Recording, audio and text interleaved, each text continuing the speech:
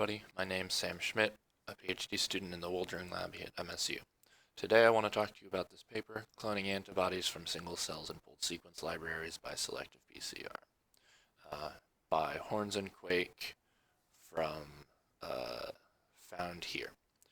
So what the authors wanted to do was pick out specific antibodies from a pool of cDNA that had already been prepared for sequencing for 10x genomics, which allows native pairing of heavy and light chains by using both by using sequence-specific barcode, in this case a cell-specific barcode, and a unique molecular identifier shown in G here. The important part being that the sequence barcode allows you to pair your heavy and light chains together, something which is not possible without a barcoding technique. So using this, the authors were able to design sets of primers to amplify their DNA up, PCR1 and PCR2, and perform nested PCR, description shown in this square box here.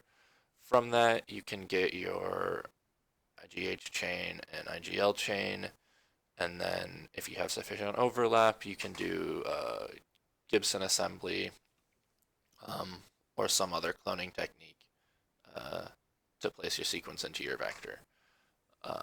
And so the authors wanted to see how applicable this technique actually was to their full data set, which was about 95,000 cells.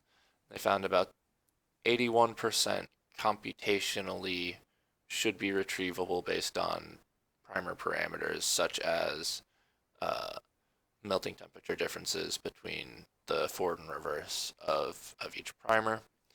And then they also checked to see how close the sequences were between the forward primers of PCR1, so this is in the barcoding area, and they found that they were quite different, so they can actually pick which antibody they would like to pull out of this pool. And so then they did just that. They picked a couple of cells, performed this step on the left, and then expressed the vector in E. coli, and found that they were able to get at least one colony from their E. coli plates with 100% identity from the expected antibody sequence based on 10x genomics. So I think this was quite an interesting little paper, and I recommend that you read it.